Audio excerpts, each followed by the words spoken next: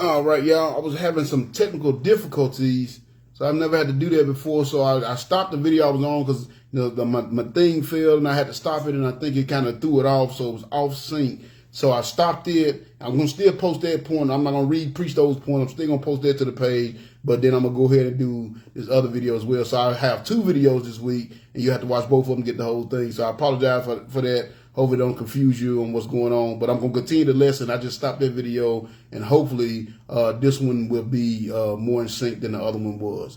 So I do apologize about that. I had to stop that one to see if we're having technical difficulties. But again, when you get this word, and devil don't want people to hear that and change them lives around, that's the kind of stuff will happen. So I do apologize about that, and hopefully with me stopping the video and restarting, okay, it's fixed now. Okay, great, awesome. Okay, so like I said, I still post the other video, which I think I've already done. I posted the other video on the page, and so it just be 2. Y'all just know it's 2 videos if you're watching that. So, okay, so again, so that was number 6 was when you love your children, God's word will be established as the foundation of their life from the beginning. So number seven, and again it says, I'm going to read it because I don't know where it stopped at in the video. It says, so he wore a linen tunic just like that of a priest, and each year his mother made a small coat for him and brought it to him when she came with her husband for the sacrifice. So again, number 7 is going to be, when you love your children, your life will be an example of how to love the Lord. Okay, so again, you're going to, okay, that's what, okay. Hey, what up, Jimmy? Appreciate you being here, man. We miss you too, man. Next time we're in the Ville, Murfreesboro, we'll come holler at you. All right, so I'm sorry about that, y'all, the technical difficulties. I did restart over, so if y'all want to see the other part, you have to go back and watch the other part. So again, number 7. When you love your children, your life will be an example of how to love the Lord. Again, you will put in the time as well. And like I said, it kind of, when I was talking about point number 6, you know what I'm saying? You got to do, if you really want your children to have a relationship with the Lord, you got to do the things that you want them to do as well. You can't just say one thing. You can't tell your kids not to smoke cigarettes while you sitting there smoking cigarettes. You can't tell your kids not to drink while you're drinking. You know what I'm saying? You can't tell your kids not to smoke weed, but yet you smoke weed every day. You know what I'm saying? I've done a sermon on this before, but you talk, but your walk louder than your talk. So again, your walk is what's going to help you. I remember I was dealing with this one lady that was in my ministry, and she was dealing with a child. And, and she's had a rough life. She's done some bad things. She's in drug recovery, all that kind of thing. You know what I'm saying? And she was like, well, why can't they make her understand? And she was really kind of going about it the wrong way. She was kind of one of those where she's screaming Bible verses at a child. Well, the Lord said this, blah, blah, blah. And I said, that is not the way you do it. I said, honestly, when you do it like that, you're actually going to push them away from God. When they have something and you throw, well, the Bible says kind of thing. I said, the best thing you can do for your child is be an example. Help her see the change in you. Help her see how the Lord has touched your heart. Help her see how you're serving the Lord the right way. And eventually she will follow along. That's the way to do it. You got to show them what it means to love the Lord. You know what I'm saying? You got to show them, if you want them reading the Bible every day, exactly. And people I've heard that, well, do as I say, but not as I do. No, you got to do, they're going to do what you do, no matter what you do. And sometimes they're going to even do stuff that you ain't going to do. Like I've never, and like I said, I'm not perfect. My oldest son, my 2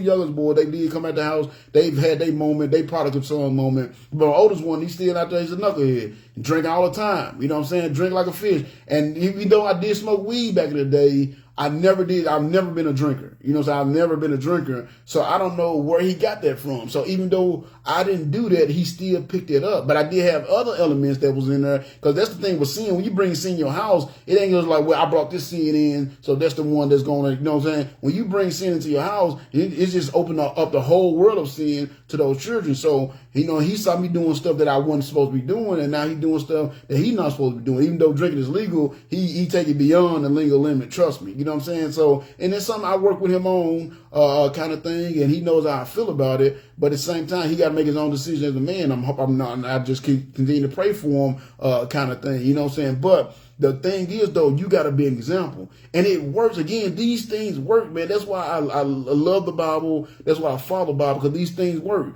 Something else, like anybody know me, well, my kids know, when I get home, my Bible routine, when I get home, I come home, I undress, get up, work. I talk to my wife, see, give me the rundown of the day or whatever. And then, if, depending on what time, if I get home late, I go ahead and because I got to get my family time in. You got to have that work-life balance. So I had to get my family time in as well. But they know at some point I'm going to read my Bible. Whether it's once I spend my family time, because sometimes I go ahead and if I come home late, I get my family time, and then once everybody go to bed, I go sit in my office and read my Bible. And how kids, sometimes they get up and go get some water or something, but they know that if I come to my Bible, if they come to my office, I'm either going to be doing my finance or read my Bible. You know what I'm saying? And again, that's just something I always do. And of course I tell my kid, you need to read the Bible, you need to read the Bible. But saying you need to read the Bible and them seeing you always read your Bible is two different things.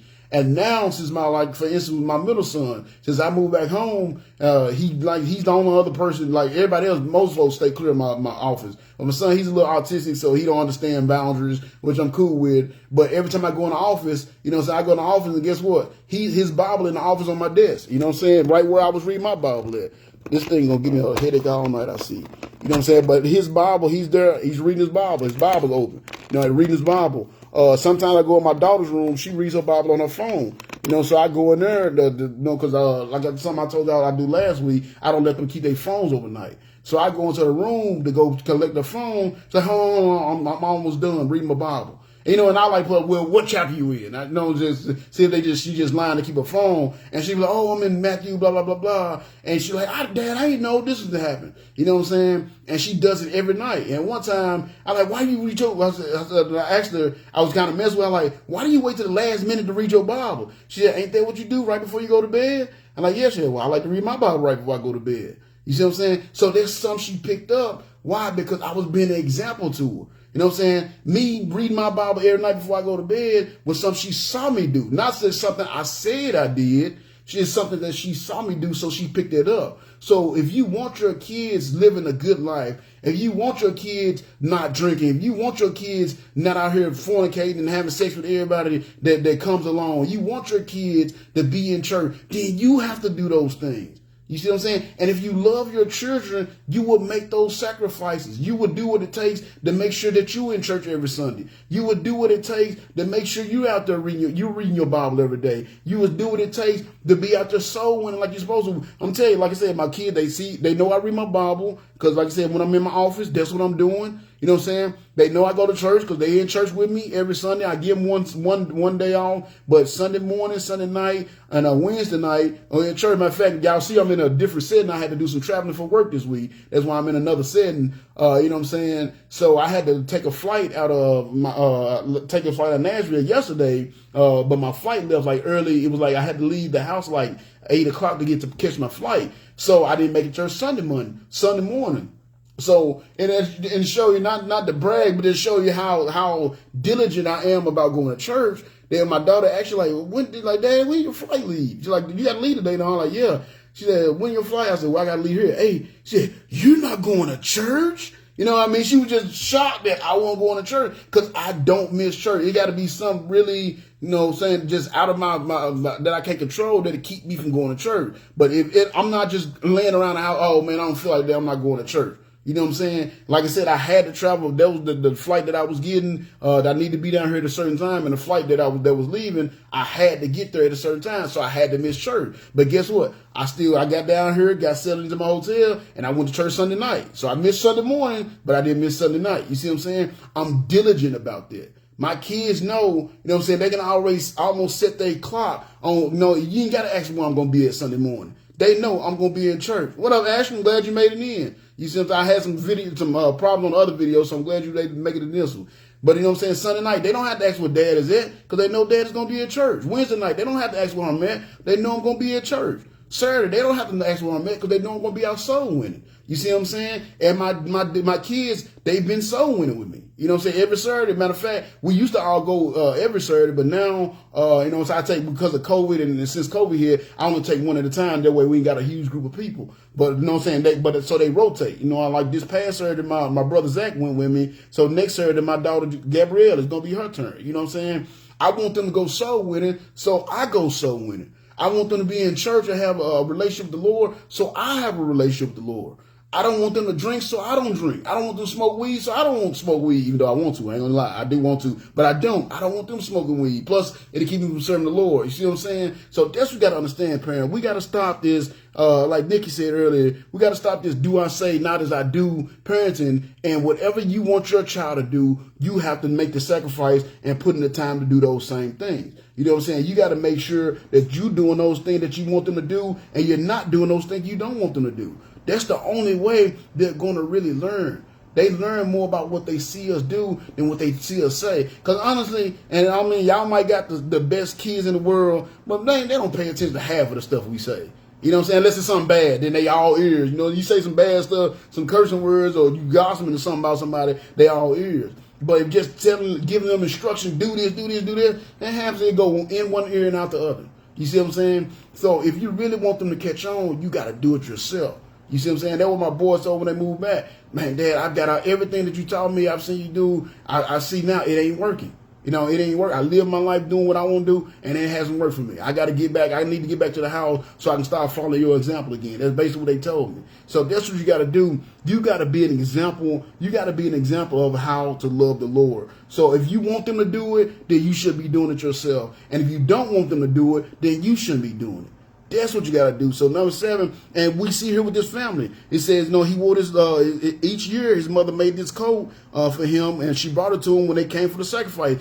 Every year she made sure that she was at the church. Now, y'all remember when she first had the baby, she kind of stayed out for a little while. She wanted to be a good example then. She stayed out a little while. But, you know what I'm saying, she wanted to spend time with the kid because she knew she had to give over to the Lord. You know, so that's like I understand. I know how you mothers are. You know what I'm saying? I know it's hard to let that baby go, especially after what she went through to get that baby. But you want to be an example to your kids. So whatever you don't want your kids to do, if you really love your kids and you don't want your kids drinking, you should be drinking. I've never figured out like what make people think their kids not going to be on alcohol or drink alcohol when you got a bar in your house. Like, you know what I'm saying? Like, y'all ever seen them shows? I don't know if it's just me, I'm too spiritual or something, I don't know. When I see these shows and they tell their kids, oh, go grab me a beer out the fridge. You know what I'm saying? Or you know, they got a big old full bar in their house. What you think your kids going to do? Or when they riding around smoking cigarettes with the kids all day, those kids most likely going to smoke cigarettes. If you smoking weed with your kids, especially if you're a black family, you ever raised in a black family, they don't like go out back and hide when they smoke their weed. They smoke it right there in the house. The kids right there, watching cartoon, and they sit back there blazing. And again, I'm guilty of it. Back when I was young and dumb and ignorant, I was doing the same thing. You know what I'm saying? So I can't get upset when my kids grow up and they smoke weed. I did it right there in front of them. You see what I'm saying? That was the example I was giving them. That's the direction I was leading them because of my misgiving. So if you really want your child, to be a good person. You really want your child to be, and again, they're going to still pick up some stuff in this world. This world has an influence on them. Their friends have an influence on them. So they might still pick up some bad things. But again, what do we say? When they are older. You see what I'm saying? When they get past that young, dumb stage, when they are older, they're going to look back. How did Daddy help this year? Like I said, my son, it touched my heart. He didn't realize how much it touched my heart when he told me, he said, Dad, at least once a day, I find myself saying, what would Dad do?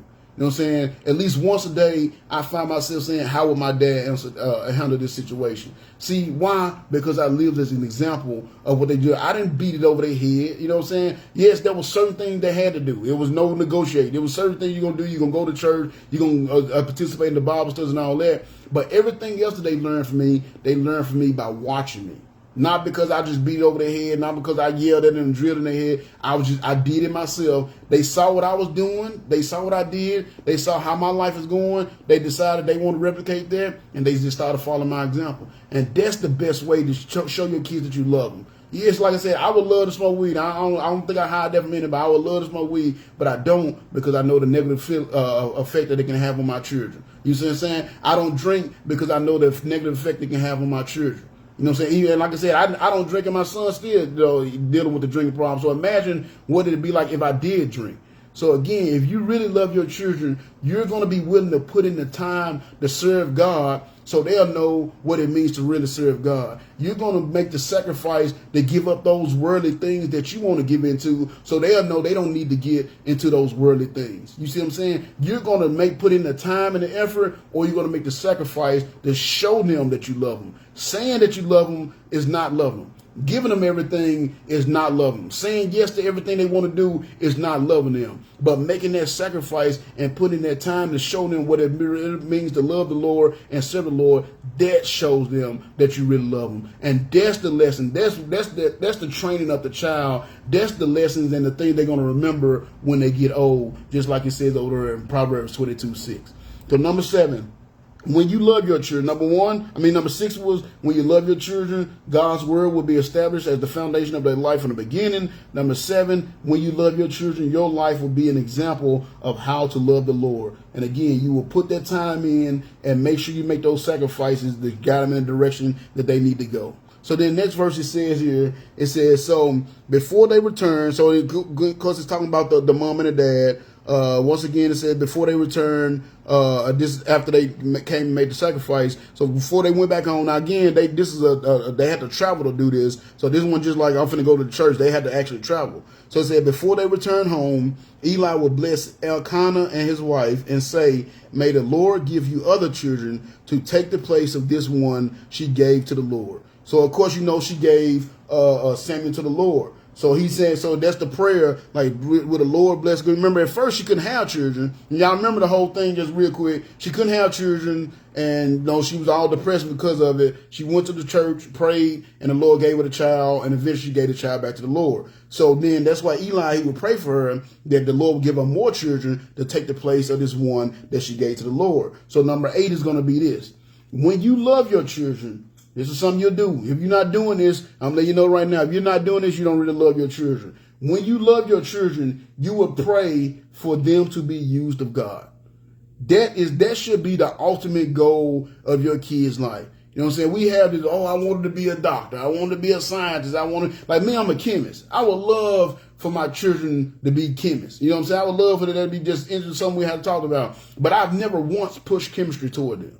You know what I'm saying? I love football. Love football. Everybody know me, I love football. Played football. That was my thing. I thought I would be in the NFL at some point. Played football. I never pushed football on my kids. Now, I did put them in football, sign them up to see if they liked it. But even my kid, like I said, with my kids, I've never been that parent. We have a habit as parents of pushing our failed dreams on our kids. And my kids can tell you, and I can say this honestly, I've never pushed my failed dreams on my kids. Like my youngest son, phenomenal football player. You know what I'm saying? Really, still is. He's got hopefully he can get back in school right now. He's just working. Hopefully eventually go back to school, and because he has the talent and the work ethic to do it. You know what I'm saying? I put him in football, but my kids know with everything they did, my only rule was whatever you start, you finish. So if you start off the football season, you're going to finish the football season. Now, once that season is over, if you don't want to play football no more, you don't have to play football no more. You know what I'm saying? That's on me. But I don't let my kids quit neither. I don't let them think it was quit. It was funny. Y'all know my oldest daughter. She actually played football for 2 years. Because up here in where we're at, they have what they call junior pro. So it's like a little league football team or whatever. And it's like full pad tackle football. So I played football. My oldest, all 3 of my boys played football. And like my daughter, she's like a mini me. So she want to do anything to please dad kind of thing. So she's like, well, I'm going to play football. The boys, and the other thing I thank God for, that my daughters and my boys, they have close relationships. So she want to be like her dad and her brothers. So she want to play football. Well, guess what? She didn't understand that it ain't just you show up. She didn't know. She thought that they get together, they get the pads on the game day, and they go play football. She didn't understand that you have to practice 2-3 hours a day all week before you got to the game. And then not only that, you had to practice 6-7 weeks before the season even started. She didn't understand that part. So she swore, no, I want to play football, I want to play football. And it ain't cheap, so it's $200-300 insurance pass and all that equipment and all that. So it ain't cheap. And like I said, I don't have a lot of money and I got a lot of kids. So if I'm going to put some money on something, you're going to do it. So man, we went out there and man, I'm talking about for the first 2 weeks, I actually had to stand on the field to get her to practice because she just cried and boo-hooed the entire time. But the thing was, I wasn't going to let her quit. You see what I'm saying? I wasn't going to let her quit. So I'm like, hey, you started this, you begged me for it, you're going to finish. You know what I'm saying? I'm not going to let you quit because we're not quitters.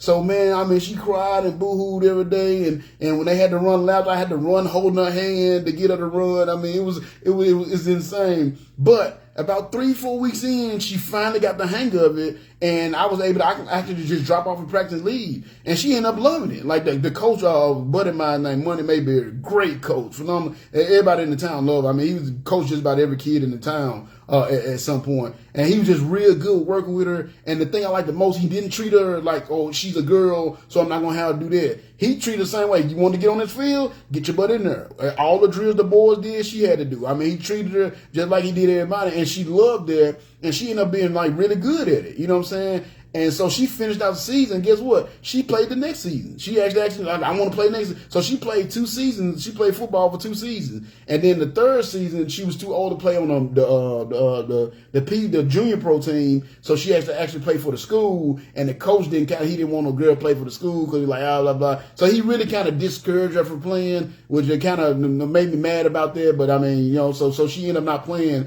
because she knew the coach didn't really want her to play because he didn't want to have to deal with having a girl and having to give her own locker room and all that stuff. So he kind of discouraged her from playing, which I kind of broke my heart. But I mean, she ended up being really good. But again, not because I pushed that at her, because I gave her the opportunity to do it. I didn't let her quit when she did it, and she ended up doing it for herself. You know what I'm saying? But again, I say all that to say, I wasn't trying to push my failed dreams on her. I wasn't trying to make her the first female, quarterback in the NFL. I wasn't trying to put my my failed dreams on her. I let her make her own decisions. You know what I'm saying? When I tell my kids, look, yes, I love football. My son playing football. He wanted to play football in the present. I love football. But the same thing I've told all my kids, the thing I'm more concerned with you being a doctor or a successful business person or whatever, I said, what matters more to me is that you have a relationship with God. That is the most important thing to me. I don't care if my kids are working at McDonald's. You know what I'm saying? I don't care if they dumping trash. I don't care what they doing as far as career-wise, as long as they have a relationship with the Lord. You know what I'm saying? I told my boy, like, Dad, what do you think I should do? And I always tell him, first of all, son, you should find God's will for your life. Ask God to show you his will for his life, for your life. I said, honestly, I can't tell you what to do. I can tell you what I want you to do. I said, but that's irrelevant to me. I said, as long as and I told my boys, as long as you are men and godly men, that is the only thing that matters to me. Well, my daughters, as long as you are godly women, that's the only thing that matters to me. You know what I'm saying? That you are godly children. And that's what you should be praying for. If you're not praying for your children, you do not love your children. You, especially with the way this world is right now. If you're not praying for your children, you don't love your children. I'm going to tell you that right now. You can like, oh, you judging me. If you're not praying for your children, you don't love your children. I pray for my children, everything. And I'm going to tell y'all what I pray for. You can adapt it for yourself, or you can, but when I pray, the thing I pray for, I pray first of all for God to use them. You know what I'm saying? Like he did here, because he said, look, he said, may the Lord give you other children to take the place of this one that she gave the Lord. And when our very first verse that we went over tonight, in verse 18, what did it say? Now Samuel, though only a boy, was the Lord's helper. See, she prayed for a child, and she prayed for a child.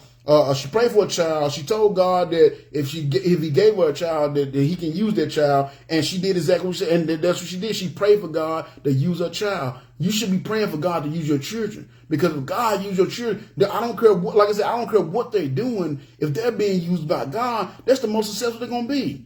A child working at McDonald's being used by God is, a child working at McDonald's being used by God is way more successful than a brain surgeon that has no relationship with God. You see what I'm saying? Because he's working at McDonald's, but he's in God's will. Yes, he's a brain surgeon. He got all this notoriety and all that, but he don't even acknowledge God. I'd rather have a child working at McDonald's. I'd rather have a child bagging groceries at Kroger's, but helping the Lord out because they giving gospel tracts to every customer to come buy something, than have somebody a child that owns Microsoft and got billions of dollars and don't acknowledge God any day. You see what I'm saying? So that's what I pray for my kids. When I pray for my kids, I pray for the Lord to use them. I pray for them for the Lord to give them wisdom to find His will for their life, and not only the wisdom to find the will, but the wisdom and the discernment to choose to follow that will. Because a lot of people find God's will, but they don't have enough wisdom to follow their will. You know, knowing the will and doing the will are two different things. Because there's a lot of people that know. I knew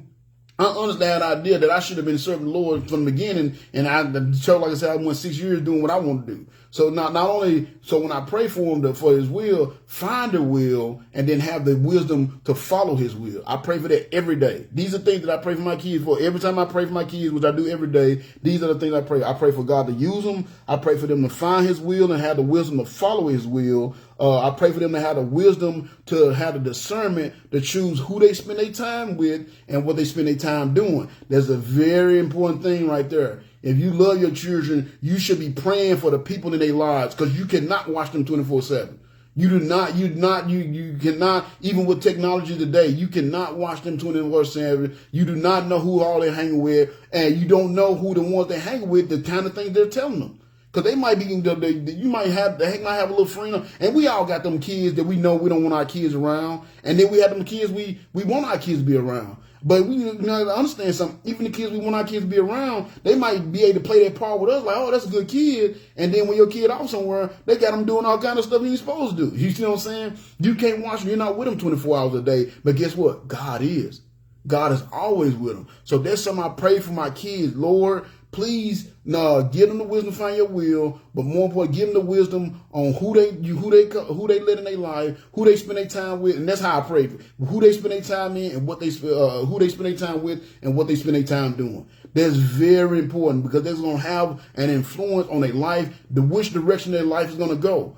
All of us have people that we've had that have been bad influence in our lives. Matter of fact, I'm gonna go visit one of my bad influences Wednesday. I got a guy, and we both doing well now. But when I got in college, matter of fact, I smoked weed every now and again when I was in, because it was always around me. But I never was an actual weed smoker until I got to college, and I was roommate with this guy. I'm not gonna say his name because he's actually working on being a doctor now. But I was roommate with this guy, and he eventually got me into smoking weed. And man, then I was a weed head for like years, up until 5 years ago. You know what I'm saying? So for like the last 20 years, I was this weed head, because I got to around this dude. You know what I'm saying? So it's so important who you let around, because again, even the people that you want to be around your kids, you don't know what they're telling your kids. You know what I'm saying? You don't know if they're bringing your kids close to God, or pulling your kids away from the will that God has for their life. So you got to pray for that, because again, you can't watch them 24 hours a day, but God can. So that's something that you have to be praying for. Another thing that I pray for,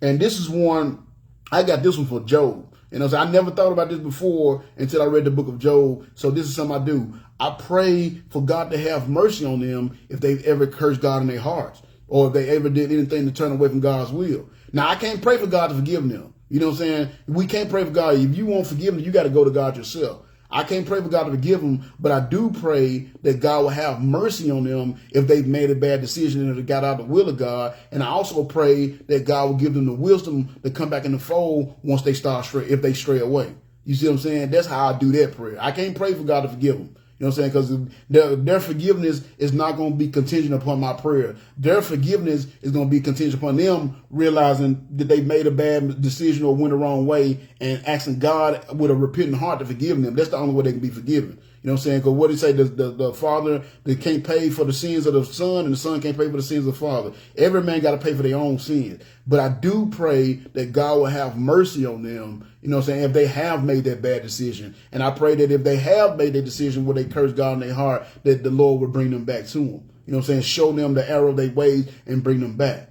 So those are the things that I pray for my kids every single day. Again, I gave you out a list. If you're not praying for your kids, you don't love your kids. I'm telling you that right now. But if you are praying for your children, it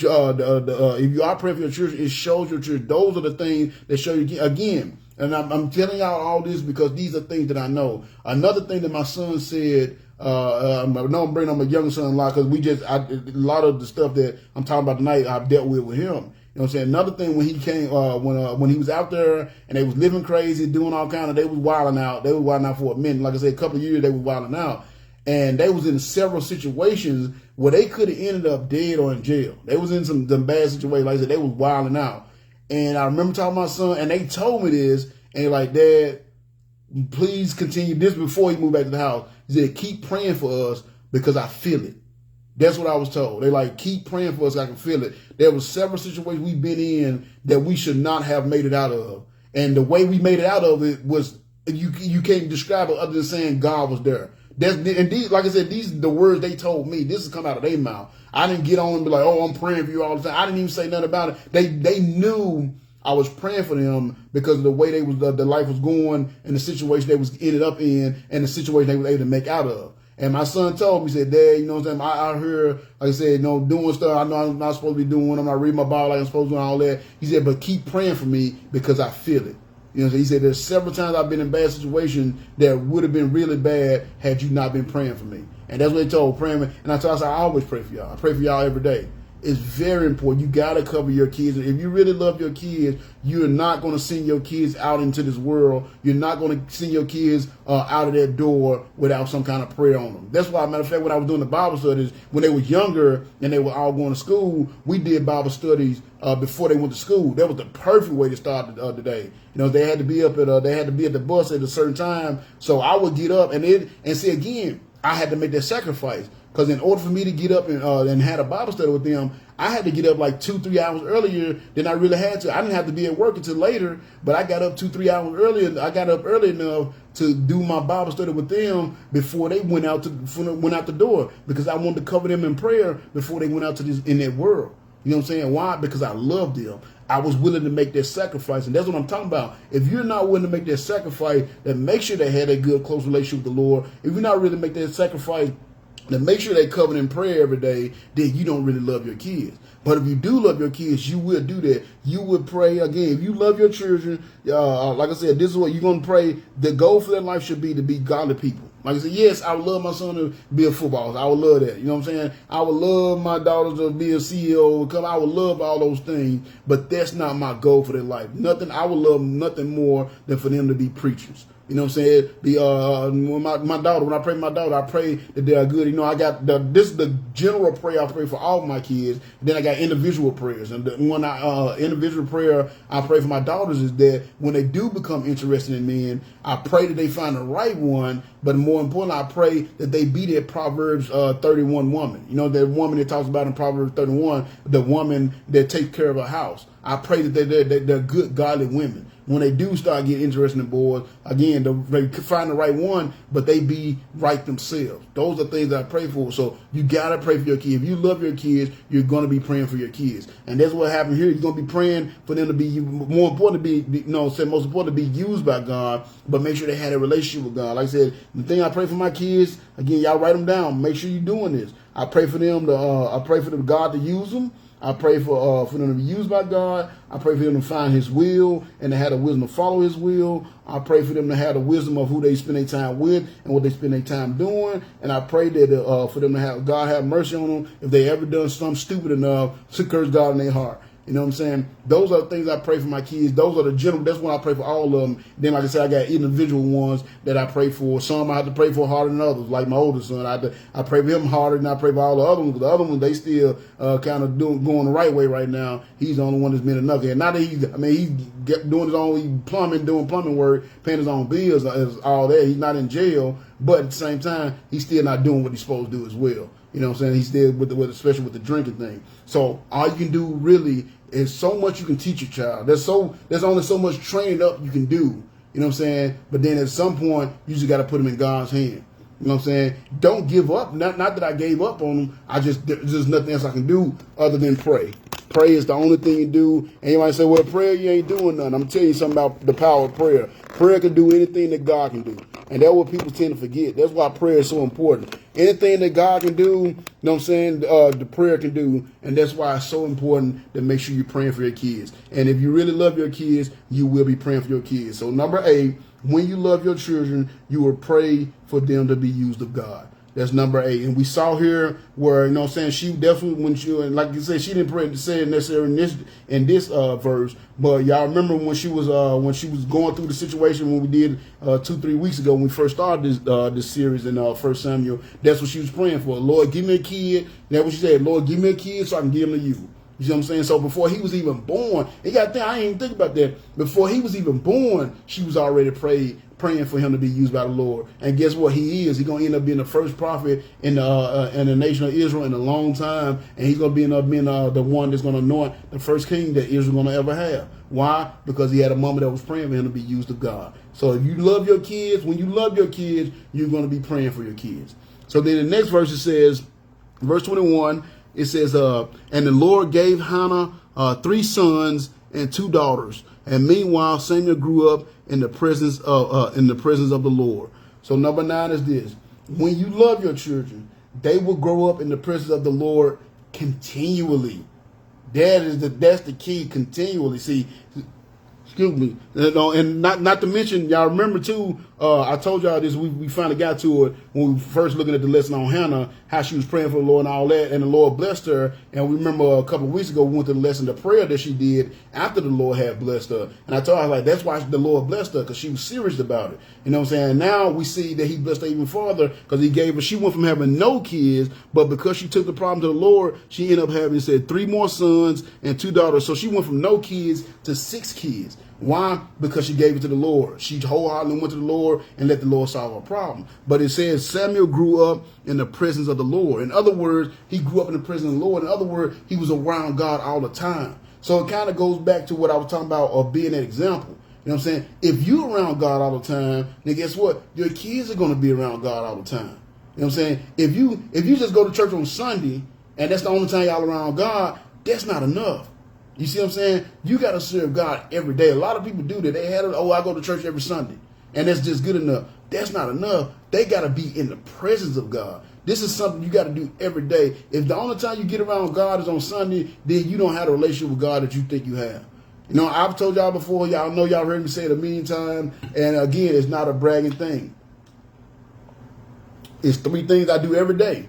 I read my Bible every day. I pray every day. And I look for opportunity to tell people about the Lord every day. You know what I'm saying? Every single day. And again, this is something my kids know I do because they've seen me do it every day. That's why they have the relationship with God that they have now. That's why our boys realize that they need to get back into their relationship with God, because they live with me serving God every day. And then they went and lived for 2 years of them not serving God, and they was able to see the comparison. And it wasn't that's why I tell people, when people like, man, how do you give so much to God and all that? Because I live my life without serving God, and I live my life serving God. And the life that I live serving God don't even the life I live not serving God and the life I live serving God don't even compare. They're not even close. They're not even close. It's not even a competition. It's like comparing apples and oranges. Not even close. You see what I'm saying? So I've seen both sides of it. So that's very important. But it says you got to be continually. You know what I'm saying? And like I said, when I go out on Saturdays and I go soul winning, and actually you've been with me before, so you know I'm telling the truth, I'm not lying here. It's not something I'm just making up for this lesson. When I start off, you never want to run up to somebody like, hey, do you know Jesus Christ your Savior? Because it's so weird just asking one other question before you get to that. Like, I can't explain. I guess it's human nature or whatever, but it throws people off. So when I go out soul winning, when I knock on their door and they come to the door, I don't go straight into, hey, do you know Jesus Christ your Savior? I ask them, hey, you say, hey, I'm John Stewart from Lost Sheep Ministries out here telling people about church. Do you go to church? You know, so are you currently involved in the church? So I don't ask them, are they saved? I ask them, do they go to church? You see what I'm saying? So that's the first question I ask them. And then, depending on how they answer that question, I go to the next question. I usually be like, okay, you know what I'm saying? If they say they go to church or they say they don't go to church, either way, I'm like, okay, going to church is important, but going to heaven is more important. You know what I'm saying? If you was to die, do you know 100% sure? Are you 100% sure that you'll go to heaven? In other words, I'm asking, do they saved? So I kind of work my way into that. But the first thing I always ask is, they go to church. And a lot of times, when I ask that, most people they say, no, I'm not in the church. And then I ask them like, well, no, is there a particular reason why? You haven't found a good one? You're not a church person? What's going on? And one thing I hear a lot of time is, oh, well, my parents never made us go to church, so I just never got into it. You see what I'm saying? Or something that I hear all the time, and which brings me to this point where I say continually, oh, yeah, we used to go to church when we was little, and then we stopped. You know what I'm saying? We used to go to church when we were little, then my folks divorced or broke up or whatever. They stopped going to church, so we stopped going to church. You see what I'm saying? It's on you to make sure they're in the presence of God continually. Now, up until they're 18, you're responsible for them. You're the one responsible if they're going to have their relationship with God. You're the one responsible if they're going to be in the presence of God continually. You know what I'm saying? But the reason why we're not, because again, we have to put in that same work. If we want them to be in church all the time, like I was saying in point number 7, like an example, if we want them to be around God all the time, then guess what? We got to be around God all the time. And that's where the disconnect is. Yeah, we want them to go to church, but we don't want to get up and go to church. And again, I tell y'all, I point fingers at myself. Before my kids got in church, or when my kids got back in church, I wasn't even going to church. I wasn't going to church. When we were living in Murfreesboro, some bus people came by doing what I do on Saturday, knocking on doors. They saw the kids out in the yard playing. And of course, I got 5 kids, and they're like, oh my goodness, this is a jackpot. You know what I'm saying? So they came and knocked on the door. Didn't try to get us to go to church, but asked us would we mind the kids going to church. And I think I told y'all this story last week. But you know what I'm saying? I was like, yeah, in my mind, yes, because Sunday morning football's on. I used to get up on Sunday morning. I get up, smoking some weed, watch football. That was what I used to do. That was the old terrible me, but that's what I used to do. You know what I'm saying? And I used to have to, because the kid was there and I was trying to keep them from it, I would like have to go hide behind the house and stuff. And you know, it's kind of hard to hide with weed, you know, because I smoked that good stuff too. So you can smell it no matter where you was at, kind of thing. So my thinking was, oh man, they can go to church.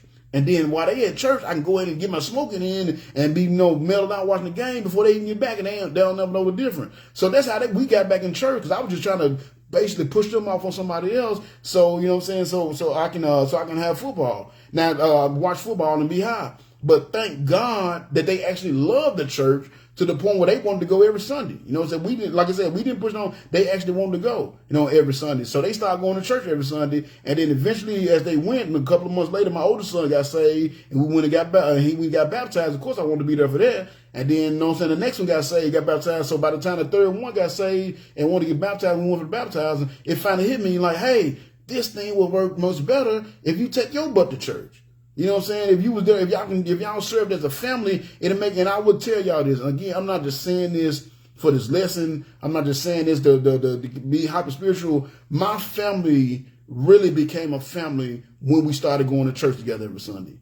That's when we really became the steward family. Matter of fact, y'all, I don't know if y'all saw on this video earlier, there was a guy named Jimmy. I don't know if he's still on here or not, but he's like, I miss y'all stewards. That's when we truly became the stewards, when we started going to church together. And I noticed when we started going to church together, all the little kinks in my families started kind of working themselves out. And we really learned how to gel together and come together as a family, because I never knew that, because I never had that. I never had that example on what it means to be a family. I never had that fatherly example on how a father should be. I was still just figuring this stuff out. And when we started going to church together, when we started reading the Bible together, getting the Bible together, that's when God kind of showed me, hey, this is how your family should be going. This is the thing that you should be doing in your family. These are the things you shouldn't be doing in your family. You know what I'm saying? And the more, now, had the kids at any point got tired of going to church, like, you know what, we don't want to go to church no more, I probably would have let them stop going to church, because I wasn't going to church. I couldn't force them to go do something that I wasn't doing.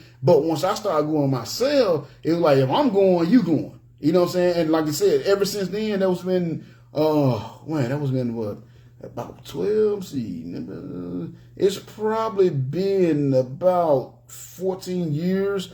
I can probably count on my hand the amount of time we missed church in 14 years since we started going together. You see what I'm saying? On both hands. Maybe both hands, not just one hand, definitely both hands. Maybe I might have to throw a couple of toes in there, but as compared to what we was at beforehand, way better. And like I said, my family really started gel together as a family because of that. And because of that also, my kids is always, for the last 14 years of their life, they've always been in the presence of God. You see what I'm saying? And that's why they're so blessed. You know what I'm saying? I'm not saying that my kids are, no, my kids are blessed. You know what I'm saying? You can see it. People that, man, great kids, blah, blah, blah. You know what I'm saying? And it's not because I'm a great parent, because I'm not. It's not because my wife is a great mother. I'm not. We're not. We do our best with what we had, because neither one of us had great family example. It's simply because of the grace of God that our family is the way it is. You know what I'm saying? And I tell people that all the time, when they be like, oh, I'm so proud of you. And I'm like, man, it's the grace of God. It's definitely nothing I did. Because if I did what I want to do, I remember I had an attitude that as long as I got food in my refrigerator and weed in my blunt, I was happy. And gas in my car, I was happy. Not no more. I got to get more. As long as I got this relationship with God, I'm happy. So it wasn't on me. It was the grace of God that got us where we are. So if you see my family like, oh, this family's so great and all that, Trust me, it's nothing I did. It was strictly the grace of God, but that didn't happen until we started getting in the presence of the Lord continually. And that's what happened here. It says Samuel grew up in the presence of the Lord. So if you're not going to church, if you're not at church every Sunday, if you're not in the Bible studies when you got the opportunity to be in the Bible study, if you're not read your Bible every day, guess what? Most likely your kids are not going neither. They're not going to be able to grow up in their presence, and they need that continually. It can't just be no once a week thing. It can't just be no once a year thing. I'm gonna go on Easter. You know what I'm saying? You can't have that. You gotta be in the presence of God if you really gonna want God to work in your life, and you gotta do that continually. And that's what we saw there. It said, he said, Samuel grew up in the presence of the Lord, in the presence of the Lord. So number 9, when you love your children, you will make sure they grow up in the presence of the Lord continually. And again, the only way you do that is by you spending that time with them. You you go to church. I'm going to stay here and drink, but you take your butt to church. I'm going to stay here and smoke weed, but you go to church. No, you got to go to church with them. As long as you going to church, they going to church. Like I said, my grandma made us go to church every Sunday, but guess what? She was at church every Sunday as well. You see what I'm saying? That's why we stayed in the presence of God continuing. And again, when I got older, yes, I got away from it. Up until 18, you're responsible. When they become 18, you're no longer responsible for it if they're not in your house. Now, my rule, I don't care how old you is. If you stand in my house and you using my resources, then you going to church. That is the rule. So my boy, when they asked to move back to the house, I said, hey, the same rules apply. Nothing ain't changed. I don't care if you 20. One of them is 21, and the other was 20 now. I don't care if you're 20 years old now. If you're gonna stay at my house, you going to church. That's just bottom line. You know what I'm saying? And yeah, we cool. And since they've been back there, they've been in church every week. You know what I'm saying? Right back. And like I said, I talked to my son because before he moved back, he was talking about how he didn't have no peace. He couldn't sleep because he was always having nightmares and all these aggressive, those evil tendencies. You know what I'm saying? At one point, he wanted to beat up his brother and do harms his brother. All these, just violent. Like, where is this coming from? And I realized because he was under spiritual attack because he had got away from God. You know what I'm saying? So in the week since he's been back in the house, I asked him the other day, a couple of weeks ago, I said, man, how you feeling now? He said, man, I've been getting the best sleep I've had in a long time. You know what I'm saying? I don't feel like hurting my brother anymore. He's even stopped listening to all that stupid music that Lil Uzi and Lil Yachty and or Pooh Shiesty and all them folks that he used to listen to. Because that stuff is negative. It'll put that evil, them evil intentions in your heart if you come to listen to crap like that. It'll make you have those intentions. And he says that I can't say, man, I've had number of pieces I moved back in here. Why? Because he got to what he knew. Because we always stayed in the presence of the Lord. And now he knows because we always stayed in the presence of the Lord, he knows what it feels like to not be in God's presence. And that's basically what happened to him when he moved out. He not only moved out of my house, he moved out of the presence of God. And he saw how his life went when he did that. You see what I'm saying? But see, had I not been trying to be an example to him, had I not been living the way I was supposed to be living, had I not been doing what I need to do to be the example, they never would have knew what it lived like, what it felt like to be in the presence of God. So therefore, they would have kept on down their path because they never would have realized that they had got out of the presence of God. That's why things were going so bad. But like I said, it took me 7 years to realize it, where it only took them 1.5 years, 2 years to realize it. Actually, they realized within the first 6 months. It just took them 2 years to finally humble themselves and be like, hey, I need to get back into the presence of God. But see, the reason why they was able to tell the difference, the reason why they was able to compare apples to oranges is because they knew it. They knew it. They knew what it felt like to live in the presence of God. They knew what it felt like to not be in the presence of God. And I'm going to tell y'all, if y'all don't know how to both sides feel, it's not fun. I know what it lived like to live in the presence of God. I know what it lived like to live out of the presence of God. And like I told y'all earlier, they don't even compare. It's not even competition. And I never want to go back to living like I lived when I was out of the presence of God. You see what I'm saying? But the reason why they knew that they was out of the presence of God, because they was always in the presence of God continually. So that's something that you got to do for your child. If you're going to make that sacrifice, okay, you got out work at 7 o'clock that morning, still take your butt to church. I don't care if you doze off while you're in there. At least you're there. You know what I'm saying? You're making that effort. And God, the word of the Lord never returns void. It's still getting in there. You know what I'm saying? You might have a godly dream or something. I don't know. But you got to do what you need to do to make sure that your kids are in the presence of God continually. And they're going to follow your example. So if you're making sure that you're in the presence of God continually, then they will make sure that they're in the presence of God continually. And they will understand that in order to have the grace of God in their life, they got to stay in that presence. And that's, like I said, that's all I've done for my kids. I just tried to live to be an example. I made sure I did what I was supposed to do, and I made sure I would do, because I did what I was supposed to do, they end up following suit when they got older. So it goes back to the very first point. Train them up in the way they should go, and when they're old, they won't depart from it. And you got to realize that. But the way you train them up is not about telling them, not about putting, writing it on the board and telling them. It's about showing them. It's about you being an example yourself. So those are the things that you would do if you love your kids. Now, I still got a little bit of time, but I think I'm gonna leave it there for the night. Like I said, I don't want to really rush this, and it's already an hour and a half in, and I'm about to go back into the bad stuff, the stuff that you'll do if you hate your children. So I figure I'll just leave it tonight. I'll let this be a positive lesson. I don't want to get into the negative. We're gonna go back to the negative next week. So God, Lord willing, I'm gonna do part 3. Like I said, and we only cover like 3 paragraphs. It's so much in here, I thank God and the Spirit for showing me. I never realized how much deepness was in this chapter of Samuel. You know what I'm saying? So again, I'm gonna leave it there because, like I said, I only went through 4 points, but I'm already an hour and a half in, and I think I want to keep it right here where when you love your children. So next week I go back into when you hate your children. We're gonna see some more things that Eli is gonna do that's gonna show his kids. Now, in reality, even though he think he loves them by letting them do what they want to do, it's actually gonna be showing them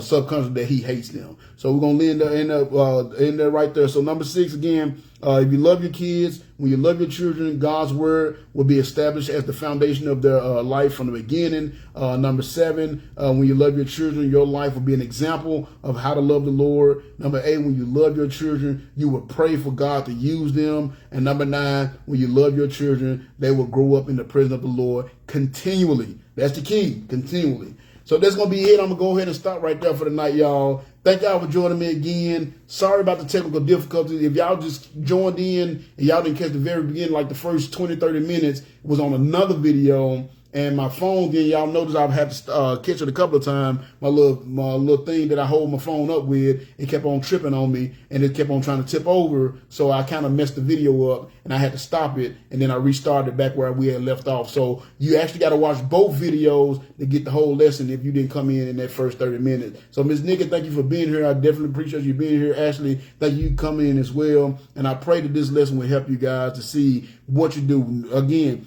just telling your kids yes all the time, letting them have what they want, letting them get their way, is not showing them that you love them. If you really love them, you're going to do these things we talked about tonight. If you really love your kids, you're going to make sure your kids have a good understanding of what it means to love and know the Lord and serve the Lord. And they're going to have that good understanding. They're going to know what they need to do because they've been watching you do it their whole entire lives. So we're going to end with that. So, of course, my ending announcement, as always, like I said, next Monday, Lord willing, pray I make it back home safely, because right now I'm actually in Texas right now. That's why y'all see the different background. I'm over in Houston, Texas, and everything's bigger down here in Texas. So that's where I'm at for work right now.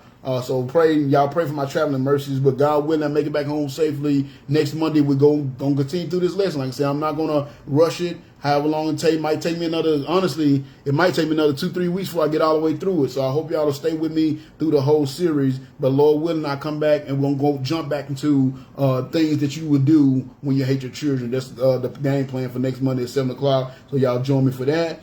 Be sure to keep sharing the videos, telling people about the videos, tagging people in the videos. It's been a blessing. The views have been going up, so the word is getting out there. And I know, again, it's not me, it's just the grace of God. And I thank y'all for listening, because I know I have a tendency to run my mouth and talk on and on. But like I said, I just do that because I'm passionate about this, because I want y'all to have the same relationship with God and the same love for God that I have. That's why I do it. So keep sharing and telling people about it. I really appreciate that, so we can get this word out. Of course, as always, we didn't really talk about salvation tonight, but that's definitely one that you want to make sure your kids are saved as well. I guess I didn't bring it up because my kids are saved, because I talked to them about that. But you definitely want to make sure, if you're not watching this video, you're not 100% sure that if you was to die tonight, you go to heaven, please reach out to me and let me know, and I will work it, set up some time with you to talk to, go over the plan of salvation with you and help you make the decision to make the Lord your Savior before it's too late.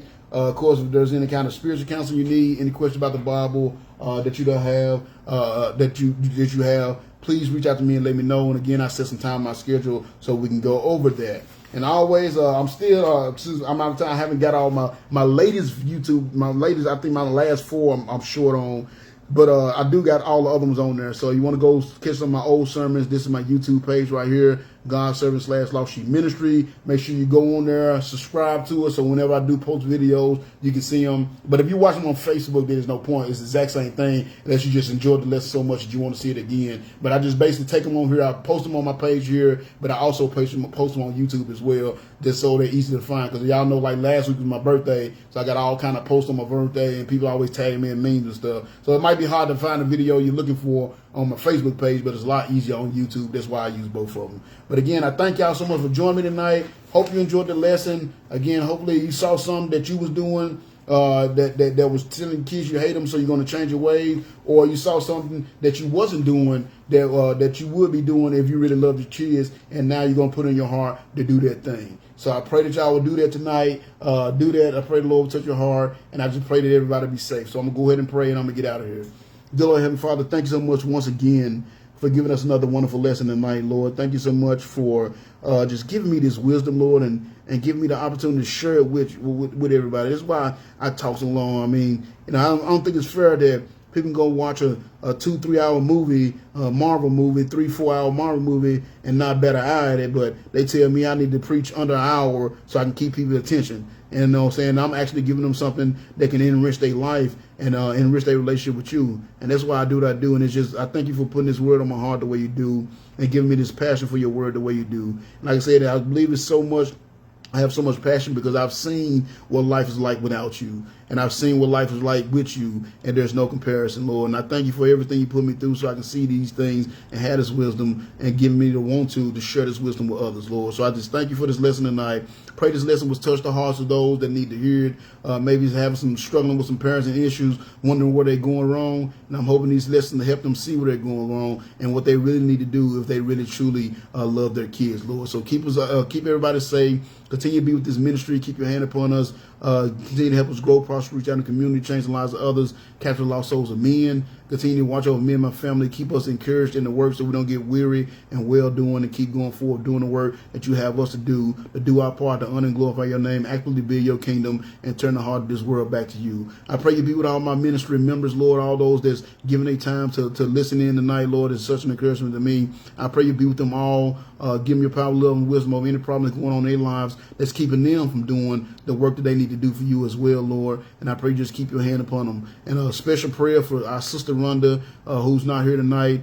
She hasn't been able to make it the last few weeks, and I know if it wasn't for her health issues that she would be here, Lord. So I'm just praying that you continue to keep your hand upon her, keep your healing hands upon her, give the doctors the wisdom they need so they may make the right decisions as far as treatment to help her get back to where she needs to be, Lord. And just give her husband the strength as well to make it through what he's going through so they can continue to honor and glorify you. They're faithful servants, Lord. And I know if you heal them, they'll get back to you. But I know at the same time you don't heal them, then maybe they work her work is done. Her time is over, and it's time for her to come and have that eternal rest with you. Either way it go, Lord, I know you're going to bless her and take care of her, and I just put it in your hands. And I just ask you to continue to watch over this world, Lord. Help us see how far away from we've gotten. And I pray for the day when we come together as a whole and we humble ourselves, pray, seek your face, and turn from our wicked ways so you can hear from heaven, forgive our sins, and heal our land. Keep us all safe throughout the night. Keep us all protected, Lord, and be with us so we can have a good, go to sleep tonight and wake up tomorrow with another day and therefore another opportunity to honor and glorify you with our lives. We love you so very much. Thank you for all you've done and given. And I say this prayer in one of Son Jesus' name. Amen. All right, y'all. Thank you for joining. Miss Nikki, thank you for being here and hanging with me through my technical difficulties. Like I said, if y'all watch this video and y'all missed the first part, there will be 2 videos. It's the same lesson. I just had to stop it and restart it. And God willing, like I said, I know we've been working on this couple of weeks, third week. This is the 3rd week now, but I'm going to trudge on through, and there's still more stuff to go. It's still way more to go. So I pray y'all will be back with me next Monday at 7 o'clock, and we will get the next installment of When You Hate Your Children. Until then, y'all pray for me, pray for my traveling mercy so I can make it back home safely. I continue to pray for y'all as well. And just remember, always watch your back and pray. Until next time, I love you all. Peace.